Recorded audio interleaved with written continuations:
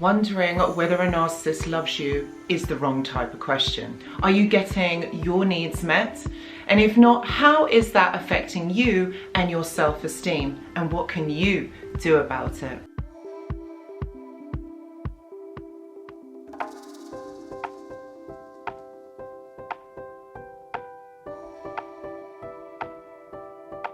Hello and welcome back. I hope that you're all doing really well.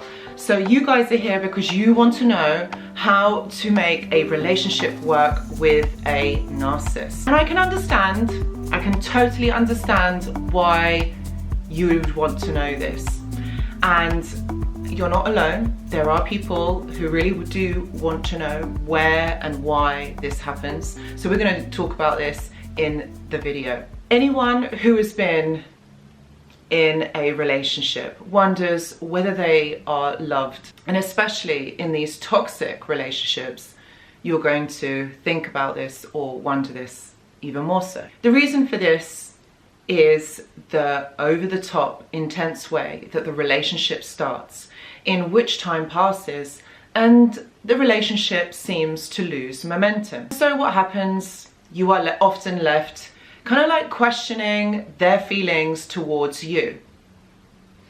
And I'm going to look at what love actually means for a narcissist and why.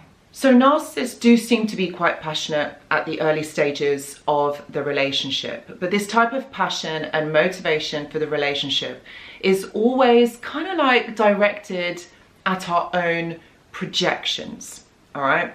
Our own expectations, possibly even our own fantasies or needs that we want from this kind of relationship. These kind of experiences, all right, these kind of experiences provide positive attention and possibly even sexual satisfaction that support a narcissist's ego for self-esteem. For most narcissists, their relationships are transactional, and their objective is basically to have uncommitted relationships or uncommitted pleasure, all right? Something that they don't have to work hard to or commit or give so much to. They do at the beginning to catch you, to keep you as a victim in all of this, but that's where it ends. It doesn't go any deeper. There's no depth to it. And the reason for this is because this helps them to manipulate people to win their love and their admiration. And that's basically where it is. It's about love and admiration. They require to be respected, loved, and gratified. Also, their good social skills allow them to make a good first initial impression. They show great interest in romantic prospects. They seduce with generosity, expressions of love, flattery, sex, romance, and promises of commitment and future faking of this relationship or this future that you're going to have. And so you have all of this, and this makes you feel so important, so loved, so thought of by the narcissist. And at the time when this is happening, you don't realize, you don't know that this is happening, but it makes you feel good. So at the time, you're not going to be questioning, oh, do they love me? Do they want me? Because it's going to feel like you are simply because of their behavior. But what happens is that narcissists lose interest as the expectation of intimacy and commitment increases within this relationship. And many narcissists have trouble sustaining a relationship for more than kind of 6 months to a few years. The reason for this is because they prioritize power over intimacy. And reason for that is because they steer away from vulnerability. And they don't like it. They don't like being exposed to their emotions. They like it that you do because then they can read you, manipulate you, and then in turn control you. But they steer away from vulnerability, which they consider weak. So they consider their emotions or exposing their emotions, telling you what they feel, they consider that weak. And so to maintain control, they avoid this closeness, and what they do is they want to maintain this superiority, this hierarchy. And this hierarchy exists with being able to be vulnerable and have emotions, show emotions. They want to show dominance over others. It's just the way that they are programmed. It's just the way that they are able to cope and perceive their environment and other people. They can't give you that depth that you're looking for. So this is when you're possibly going to start questioning, does the narcissist love me? Do they fancy me? Do I want to be in this relationship? Do they want to be in this relationship? And the thing is, because it is all about control and this dominance and the superiority, you feel like there's something not right, and that's when you start to question it. And then that's when you start to think, am I doing something wrong? Like, is this something that I've done? And we internalize this and blame ourselves. And that's why we then question, does the narcissist love me? Am I in this? What's going on in this relationship? So you see, there are challenges for a narcissist, okay? Real love is not romance, and it's not codependency. To love a human being is to know and love his or her person. It's a union of two individuals, which requires that we see these two individuals, that we are two separate people, we're two separate entities, we're not one, okay? But the emphasis for that entails effort to develop knowledge, responsibility, and commitment with the other people. We must be motivated to know the wants and needs and feelings of another and provide encouragement and support. And as human beings, we take pleasure in their happiness and not try to hurt them. When we love, we show active concerns for their life and their growth. We try to understand their experience, their worldview, though it may differ for ours, but we have this acceptance and we have this validation for the other person. We provide support and we are there for that person. That's how we understand love. But for a narcissist, this is very different. What they want to do is they want to amalgamate it into one. They want you to be the same as them. This is why they gaslight you, because they want you to see the world that they do, so that you don't question them, so you don't have your own thoughts and feelings and emotions, basically so that you don't abandon them, you don't walk away, you don't leave the relationship, you are caught. And that's how they understand it. To be able to control you and manipulate you, that's how they understand the relationship to be. There isn't acceptance, there isn't this devotion of necessary time and discipline into understanding you, knowing your wants and needs. It's not about that. What it is about is being able to control you so that you do and fit into the narcissist's life. They have an understanding that you will leave, or they know that you will leave at some point. You'll reach a threshold and you can't take it anymore. And that's what they do. They want to try and convince you to stay, which is why they gaslight you, mirror you at the beginning.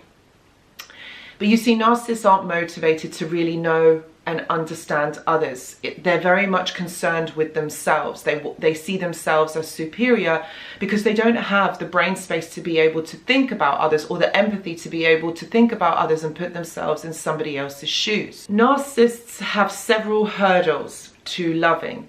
First, they neither see themselves nor others clearly. They don't have that perception that we do. They experience people as extensions of themselves, rather than a separate entity, a separate individual with different needs, desires, and feelings. And also what they do is they overestimate their own emotional empathy. Their defenses distort their perceptions and interactions with others. They withdraw closeness and vulnerability and project onto others their unwanted negative aspects of themselves.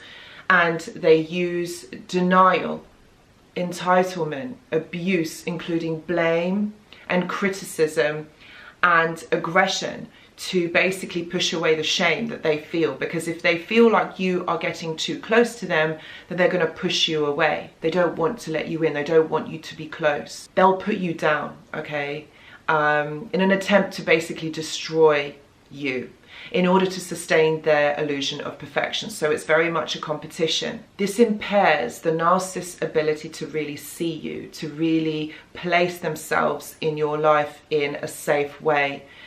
And they can't understand and perceive your love for them. In fact, narcissists' emotional intelligence helps them to manipulate and exploit others to get what they want, while their impaired emotional empathy desensitizes them to the pain that they inflict on others. So if the question is, how do you make a relationship work with a narcissist? My answer to you is, You can make it work by conforming to everything that the narcissist wants from you. You lose your self-identity, you lose who you are. You are a shadow of your former self. This isn't love, this isn't a relationship, this is kind of like slavery, relationship slavery. You're not going to be yourself. A narcissist wants you to be an extension of them. The narcissist wants you to be exactly like them. So you see, when you try to make this relationship work, what you're doing is going above and beyond. You're going more than 50%, giving more of yourself into this relationship in an attempt to make it work.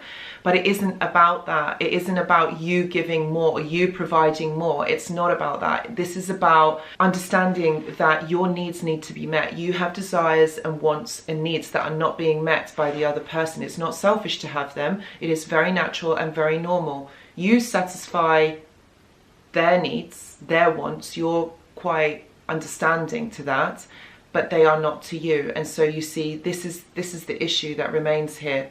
It's about really separating yourself from this connection, from this person. Because a relationship with a narcissist will only work if you forget about yourself and you do exactly what the narcissist wants you to do. That's how it will work. That means that you're in an abusive relationship, okay? So it means that you're submitting yourself to the abuse. That's the only way that this is going to work.